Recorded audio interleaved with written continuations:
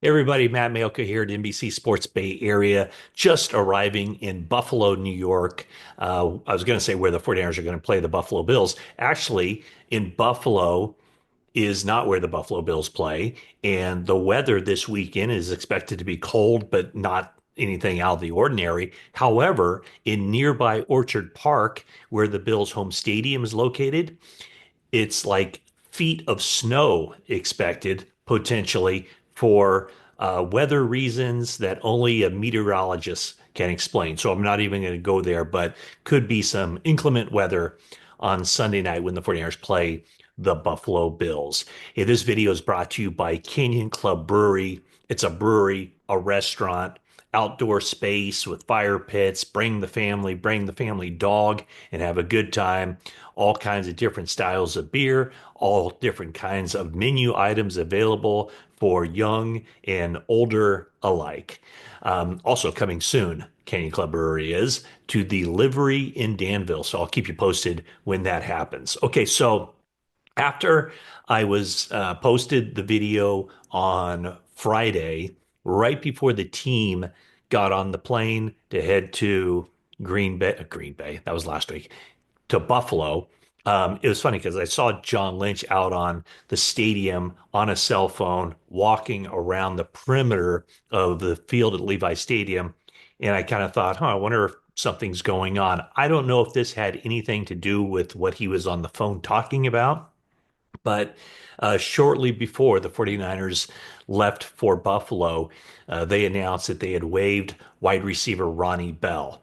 And so I think this is a move necessitated by just where the roster is right now. Because think about this 53-man roster, 48 players suit up for games. That includes eight offensive linemen. So we already know a vast majority of, or we know who's going to be inactive for this game. Nick Bosa, Trent Williams, Aaron Banks, Jordan Elliott, Diamador Lenore, and the third quarterback, the emergency third quarterback, who is listed as inactive, but will actually be in uniform and could play if there are injuries for the first two guys. The inactive quarterback will be Josh Dobbs.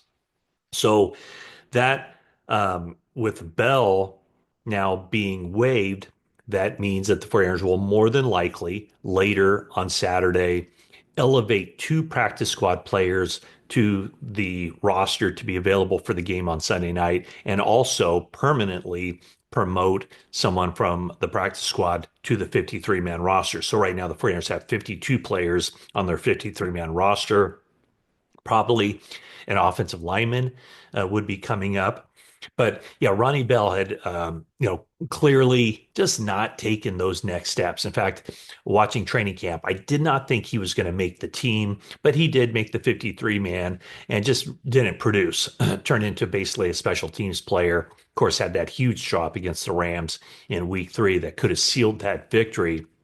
So now Ronnie Bell goes on waivers, and I would assume if he clears waivers, he would be back on the 49ers practice squad next week. However, I'm not sure that it's just a guarantee that he clears waivers. I could potentially see a fit with the Los Angeles Chargers. That is a group with Lad McConkey as their number one receiver, a rookie. They don't have a whole lot of depth at that wide receiver position. And Jim Harbaugh, of course, the head coach of the Chargers, coached Ronnie Bell in college. So that potentially could be something to keep an eye on, see if the Chargers would claim Ronnie Bell off of waivers from the 49ers. So expect some roster moves on Saturday as the 49ers get prepared for this game. And we talked about, Brock Purdy will be available. He's with the team. He had a full practice on Friday, his first full practice since the week the 49ers were preparing for the Seattle Seahawks game. Of course, he was inactive last week. Brandon Allen got the start.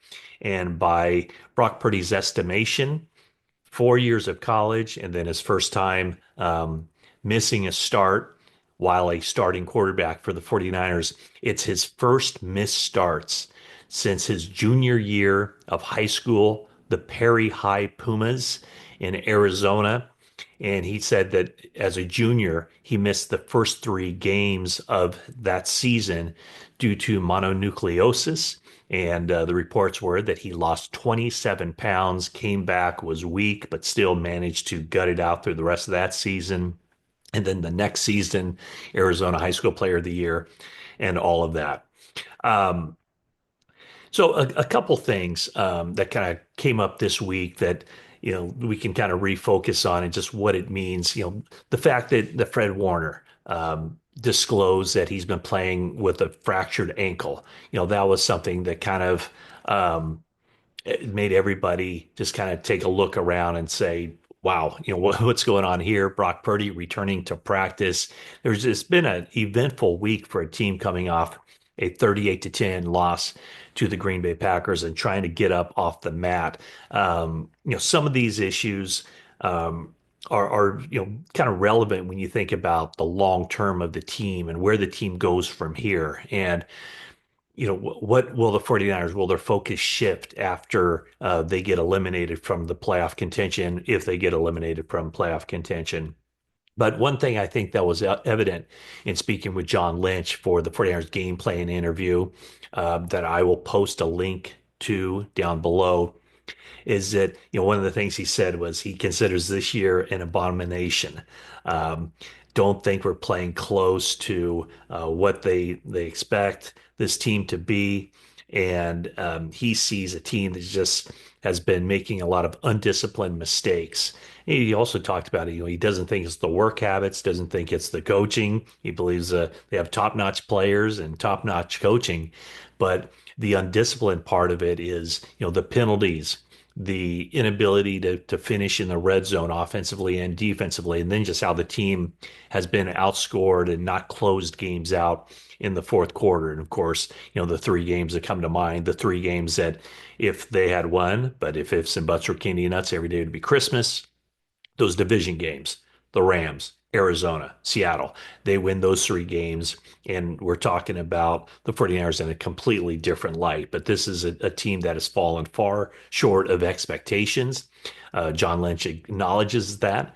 But when you deal with the injuries that this team has dealt with, I don't think that's going to come about as far as the offseason making wholesale changes.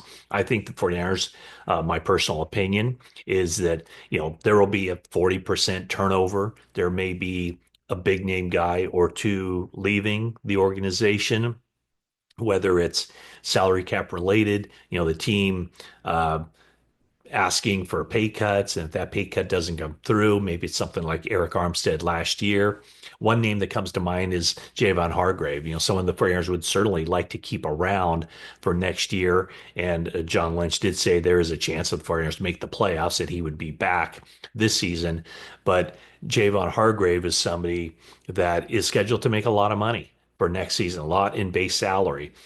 Would the 49ers ask him to take a pay cut? Because certainly I don't think that if he were on the open market, he would get a contract that would pay him $19 million for next year. So is he willing to work with the 49ers to take less money in order to return? And I think that'll be an area where the 49ers will look. Going back to Brock Purdy, what John Lynch said is that, clearly Brock Purdy is their quarterback for now and the future. And so you'll look for him to sign the big money deal that'll make him one of the highest paid players in the NFL. So it'll just be interesting to see the tack the 49ers take in these final 6 games of the season, more so after this week, because we already know some of those frontline guys won't be available to play in this game against Buffalo. But if the 49ers lose this game, as most of the football world would expect, um, maybe, then they play the Bears, then they play the Rams. And I think that, at that point, they do pretty much have to run the table. But, other than that game against Detroit on paper, those are all teams that look very beatable from the 49ers standpoint. But certainly how the 49ers kind of frame this final stretch of the season, where they're starting to set themselves up for next year, because, it's been pretty clear, I think, that, this season just hasn't gone the way anybody thought it would within the 49ers organization. But is it a teardown for next season? I don't think so. And I certainly, more importantly, I don't think the 49ers believe it's a teardown in any way, that there's enough good players who are not completely over the hill, that have still a lot of good football left in them, that the 49ers could enter 2025 being as talented as almost any team in the league. And then it's a matter of if the pieces fit together, if the cards are dealt correctly or in their favor, and they remain injury free, or just simply fewer injuries than this year with the significant injuries that they've had, that then maybe they can make another run at it next year. But I certainly, in talking to John Lynch, I don't get the sense that he feels like this is a teardown in any stretch. Of course, there could be movings, comings and goings on the roster. There will be that. We know that, but also potentially on the coaching staff. And so that's something that John Lynch and Kyle Shanahan will have to get together and kind of figure out. But it'll be interesting to see how they're able to compete against the Buffalo Bills after, frankly, not competing very well against the Green Bay Packers in Week 12. So that's a story here. I'll probably post something later in the day once we find out the Warriors roster moves. But like I said, look for one player on the practice squad to be bumped up to a permanent spot, or at least a spot on the 53-man roster, and then for two other elevations up from the practice squad. As the 49ers already know, they won't have Bosa, Williams, Banks, Elliott, Lenore, and Dobbs will be inactive. And then, of course, Ronnie Bell release. So 49ers head into this game. Brock Purdy coming back off the right shoulder injury, and they're going to have two new starters on the left side of the offensive line. Jalen Moore stepping in for Trent Williams, and at left guard, it'll be Ben Barch stepping in for Aaron Banks. So thank you for watching this video. Please subscribe if you haven't already. Leave a comment, a like, and that is it for now.